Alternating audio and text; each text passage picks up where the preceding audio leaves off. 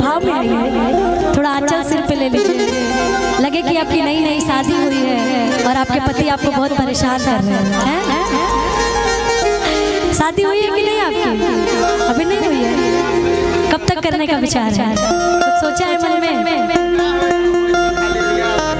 कह रही है सब धोखेबाजी मिल रहे, कहाँ से करें? लेकिन लड़के भी ये सोचने लगे कि सब धोखेबाजी मिल रहे तो सबको कुंवारा रहना पड़ेगा, लड़का को भी और लड़की को भी। ये गलत बात है, सब धोखेबाज नहीं है। सब लड़के भी धोखेबाज, सब लड़कियां भी धोखेबाज नहीं है। लेकिन है कुछ लोग ऐसे, कुछ लोग हैं, सब लोग नहीं है। सब लोग होते तो डेली शादियां नहीं हो रही होती। तो शादी करा, अच्छा जीवन साथी चुना, समय दो करके पहले चुना समझा, ओकरा बाद से ब्याह करा।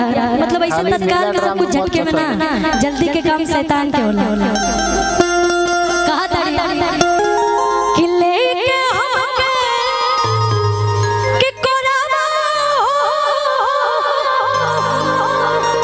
तू ठोरवा धइला रे राजा कि घोड़ावा में घोड़ावा धइले, घोड़ावा में घोड़ावा धइले, घोड़ावा धइले रे राजा, घोड़ावा में घोड़ावा धइले, घोड़ावा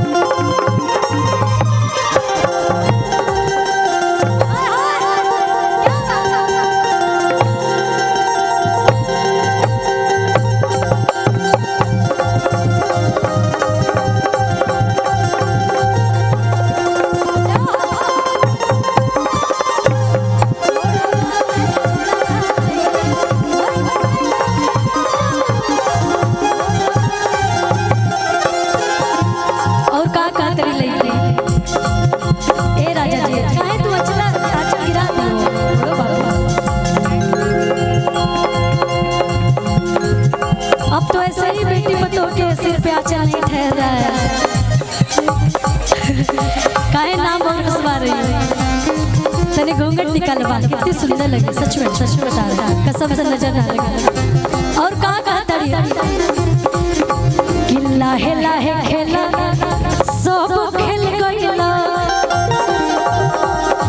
अभी नए ऑर्डर के बॉर्डर